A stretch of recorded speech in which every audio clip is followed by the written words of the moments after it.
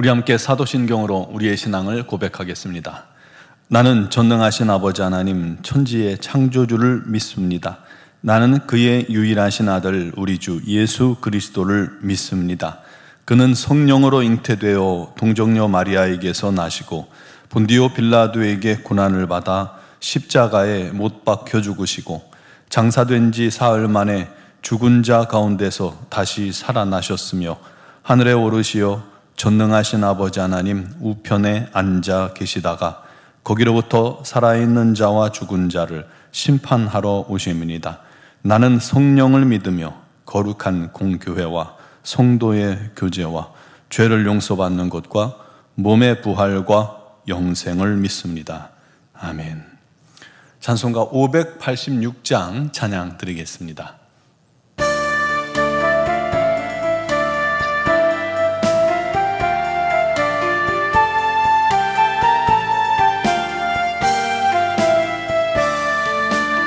어느 민족 누구게나 결단할 때 있나니 참과 거짓 싸울 때에 어느 편에 설 건가 주가 주신 새 목표가 우리 앞에 보이니 빛과 어둠 사이에서 선택하며 살리라. 고상하고 아름답다 진리 편에 서는 일 진리 위해 억압받고 명예이기로도 비겁한 자 물러서나 용감한 자 굳세게 낙심한 자 돌아오는 그날까지 서리라. 순교자의 빛을 따라 주의 뒤를 쫓아서 십자가를 등에 지고 앞만 향해 가리라. 새 시대는 새 사명을 우리에게 주나니 진리 따라 사는 자는 전진하리 언제나. 악이 비록 성하여도 진리 더욱 강하다. 진리 따라 살아갈 때 어려움도 당하리. 우리 가는 그 앞길에 어두운 장막 덮쳐도 하나님이 함께 계셔 항상 지켜주시리. 아멘. 오늘 말씀은 갈라디아서 2장 1절로 10절 말씀입니다. 갈라디아서 2장 1절로 10절 말씀 봉독합니다. 14년 후에 내가 바나바와 함께 디도를 데리고 다시 예루살렘에 올라갔나니 계시를 따라 올라가 내가 이방 가운데에서 전파하는 복음을 그들에게 제시하되 유력한 자들에게 사사로이 한 것은 내가 다름질하는 것이나 다름질한 것이 헛되지 않게 하려 함이라. 그러나 나와 함께 있는 헬라인 디도까지도 억지로 할례를 받게 하지 아니하였으니 이는 가만히 들어온 거짓 형제들 때문이라. 그들이 가만히 들어온 것은 그리스도 예수 안에서 우리가 가진 자유를 엿보고 우리를 종으로 삼고자 함이로되 그들에게 우리가 한시도 복종하지 아니하였으니 이는 복음의 진리가 항상 너희 가운데 있게 하려 함이라. 유력하다는 이들 중에 본래 어떤 이들이든지 내게 상관이 없으며 하나님은 사람을 외모로 취하지 아니하시나니 저 유력한 이들은 내게 의무를 더하여 준 것이 없고 도리어 그들은 내가 무할례자에게 복음을 전함을 맡은 것이 베드로가 할례자에게 맡음과 같은 것을 보았고 베드로에게 역사하사 그를 할례자의 사도로 삼으신 이가 또한 내게 역사하사 나를 이방인의 사도로 삼으셨느니라. 또 기둥같이 여기는 야고보와 게바와 요한도 내게 주신 은혜를 알므로 나와 바나바에게 친교의 악수를 하였으니 우리는 이방인에게로 그들은 할례자에게로 가게 하려 함이라. 다만 우리에게 가난한 자들을 기억하도록 부탁하였으니 이것은 나도 본래부터 힘써 행하여 왔노라. 아멘. 선교사 가운데 중국 선교사로 갔던 N이라는 여인은 의대를 졸업한 후 곧장 중국 선교사로 떠났습니다. 당시 사람들은 중국에 가면 살아 돌아오지 못한다고 그렇게 생각했던 땅입니다. N의 어머니는 금을 주면서 안전하다는 그 한마디만 전보로 쳐달라 하고 눈물로 부탁을 했죠. 얼마 후 N에게서 전부가 왔습니다. 내용은 어머니가 기다리던 안전하다가 아니었습니다. 뭐였을까요? 즐겁다라는 메시지였습니다. 여러분, 이것이 우리 그리스도인들의 고백이어야 합니다. 그리스도 예수의 사람들은요, 안전과 편안함을 찾아다니는 자들이 아니라 사명 안에서 즐거움을 찾는 자들임을 믿으시기 바랍니다. 하나님께서 내게 맡겨주신 사명과 직무를 순종하는 것은 즐겁고 행복한 일입니다.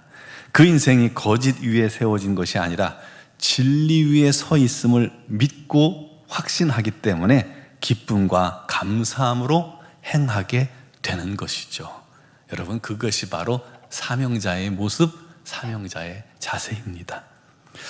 우리 미얀마 선교사님들이 계시죠? 이선희 선교사님, 양은순 선교사님이 먼저 미얀마 선교사로 떠나신 지 이제 10년, 11년째 돼가고 있는 것 같군요. 그리고 이제 후에 김은경, 범한균 선교사님이 뒤따라 미얀마로 가셨습니다. 거기도 한 7년 정도 되어가는 듯합니다. 그동안 이분들이 한국에 나오면 이제 같이 식사를 하면서 계속 교제를 나누는데요. 그들이 단 한 번도 부정적인 말을 하거나 낙심해하는 것을 본 적이 없습니다. 현지 상황이 좋아서 그럴까요? 아시다시피 미얀마 상황이 결코 좋지 않습니다. 열악한 환경이에요. 정말 열악한 환경이라 이 선교사님들이 다들 건강이 좋지 않습니다. 그래서 한국에서 떠날 때하고 비교가 되지 않을 정도로 연약한 상태입니다. 그런데도요, 항상 감사해요. 선교지 이야기만 하면 항상 감사하고 기쁨이 있어요. 한결같이 하나님께서 자신들을 통해 이루시는 일들을 기쁨과 감사함으로 간증하는 것을 듣습니다. 그것이 바로 진리 안에 있는 자가 진리를 전하는 사명을 따라 살아갈 때 누리게 되는 행복과 기쁨이라는 것을 여러분 기억하시기 바랍니다. 중요한 것은 선교사님들은 타민족을 위해서 하나님께서 그들을 파송하셔서 복음을 전하게 하셨다면 저와 여러분들은 하나님께서 우리 민족, 우리 주변 이웃들에게 복음을 전하는 사명자로 부르시고 세우셨음을 믿으시기 바랍니다. 오늘 말씀은 바울 사도가 하나님께서 자신을 이방인의 사도로 삼으셨고 베드로는 유대인을 위한 사도로 삼으셨음을 확증하는 하는 그런 말씀입니다. 1절에 14년 후 내가 바나바와 함께 디도를 데리고 다시 예루살렘으로 올라갔나니, 아라비아와 다메섹에서 지낸 것을 제외하고는 거의 10년이 되는 그 기간 동안 무엇을 했는지 정확한 기록은 나와 있지 않지만 뒤에 내용을 보면 바울이 각지를 다니며 복음을 전하고 특히 이방인들에게 복음을 전했음을 알 수 있습니다. 그 중에 갈라디아 교회에 거짓 형제들이 슬그머니 들어와서 예수를 믿는 것뿐만 아니라 율법을 지켜 행해야 구원받을 수 있다라고 그렇게 가르친 것입니다. 그러면서 이방인들에게도 할례와 율법을 요구하는 거예요. 게다가 바울의 사도권을 흔들어 놓았던 것이죠. 그래야 자기들 말을 신뢰하게 되니까요. 물론 바울은 그들의 위협이나 도전 또 율법의 종로로 시키려는 그런 노력에 흔들리지 않았습니다. 그래서 디도도 할례를 하지 않게 한 겁니다. 율법주의자들이 할례를 요구하니까 하지 마라 한 것이죠. 그럼에도 바울의 사도권과 복음이 이미 한번 흔들린 상태였기 때문에 그 문제를 깔끔하게 정리하고 해결해야 했기 때문에 성령의 감동으로 바나바와 디도와 동행해서 예루살렘 교회를 방문한 겁니다. 그곳 교회 지도자들에게 자기가 이방인에게 복음을 전파하게 된 이유와 전파하는 복음의 내용이 무엇인지를 다 설명합니다. 복음과 사도성에 대해서 예루살렘 교회의 지도자들의 인준이 필요했기 때문이죠. 바울과 바나바의 증언을 들은 베드로와 사도들은 하나님께서 베드로를 세워서 할례자들, 즉 유대인의 사도로 삼으신 것처럼 이 바울을 이방인의 사도로 삼으셨음을 확증해 준 것이죠. 또 그들은 바울이 전한 복음에 아무 문제가 없으므로 어떤 주의나 의무사항을 더해 주지 않았던 것입니다. 또 야고보, 베드로, 요한이 바울과 바나바에게 친교의 악수를 함으로 바울과 바나바가 이방인의 사도임을, 또 교회 안에서 온전한 복음 전도자임을 확인해 준 것입니다. 그렇게 바울은 이방인의 사도임을 확증했고 그가 전한 복음의 진실성도 확증하게 된 것입니다. 여러분, 우리도 내가 진리 안에 있는지, 내 행동이 진리 위에 있는지, 내가 믿는 복음이 정확한지, 내 신앙이 변질되지는 않았는지, 내가 믿음으로 말미암아 살아갈 때에 또 말을 할 때 그것들이 과연 성경에 합당한 일인지 항상 우리가 점검해야 합니다. 하나님을 기쁘시게 하는지, 내 말이 하나님께 영광을 돌리는 말이고 내 삶이 하나님께 영광을 돌리는지, 아니면 그것이 나를 위한 것인지 내 마음을 위한 말인지, 내 입술의 말이 과연 진리인지 끊임없이 확인해야 합니다. 우리 자신은 연약한 육신을 가지고 있기에 우리 마음 상태에 따라 우리 말도 달라질 수 있는데 어떨 때는 내 육에 속한 말이 나올 수 있기 때문이죠. 내가 진리 위에 서는 것이 우리 삶의 모든 영역에 확신을 줄 수 있기 때문에 끊임없이 점검, 확인하는 것이 필요한 겁니다. 사랑하는 성도 여러분, 오늘도 진리를 향한 도전이 계속됩니다. 우리 주변에 복음을 변질시키고 신앙을 왜곡시키고 말씀을 왜곡하려는 자들이 존재합니다. 요즘 많이들 보는 유튜브에도 그러고요, 책에도 그러고 방송에도 그러고 법으로도 그러고, 믿는 자들 중에도 왜곡된 복음을 전하는 자도 있고 말씀을 전하는 목회자들 중에도 왜곡된 복음을 전하는 소위 이단에 가까운 자들도 있습니다. 그러므로 깨어 있어야 합니다. 말씀에 굳게 서십시오. 항상 말씀을 가까이 하시고 또 말씀을 청종하시기 바랍니다.